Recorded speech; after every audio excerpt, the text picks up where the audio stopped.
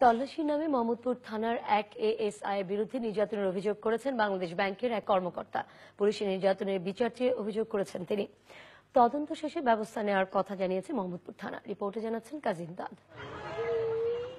বাসা ভাড়া দিতে শনিবার রাত 11টার দিকে বুথ থেকে টাকা তুলে বাসায় ফিরছিলেন বাংলাদেশ ব্যাংক কর্মকর্তা ঢাকা বিশ্ববিদ্যালয়ের আন্তর্জাতিক সম্পর্ক বিভাগের প্রাক্তন ছাত্র গোলাম রাব্বানী। তিনি অভিযোগ করেছেন, সে সময় মোহাম্মদপুরের তাজমহল রোডে তার গতিরোধ করে পুলিশ।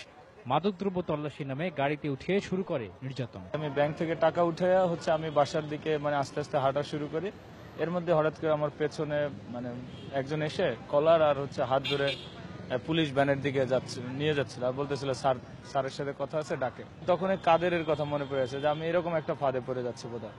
আমাকে প্রচন্ড পরিমাণে টর্চার করে, যেমন যে এখন আমি মুখ খুলতে আমার কষ্ট হচ্ছে, আমি কথা বলতে পারতেছি না।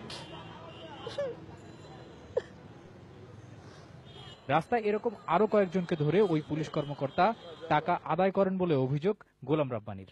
আরো দুই একজনকে উঠে কি করে মারে।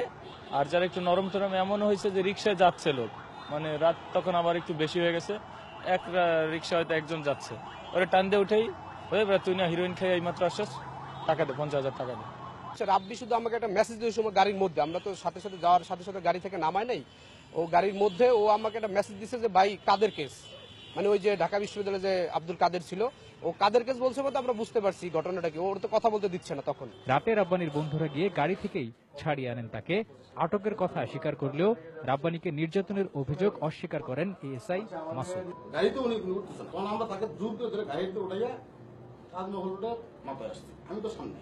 এখন গাড়ির পিছনে ওনাকে কে কি বলছে এটা আসলে আমি অবগত না, আমি তো সামনে, ওনার সাথে আমরা কথা বলছি। ধরা যখন অ্যারেস্ট করছি, তাকে যখন আমরা চার্জ করছি, এই টাইমটাই তার সাথে আমার মুখোমুখি, তাকে নিয়ে আমার কোনো প্রশ্নই হয় নাই, কথাই হয় নাই। মোহাম্মদপুর থানায় একটি অভিযোগ ডায়েরি করেছেন গোলাম রাব্বানী। তদন্ত করে ব্যবস্থা নেওয়ার আশ্বাস দিল। কবে তদন্ত শেষ হবে জানায়নি মোহাম্মদপুর থানা। কাজী ইমদাদ, চ্যানেল আই।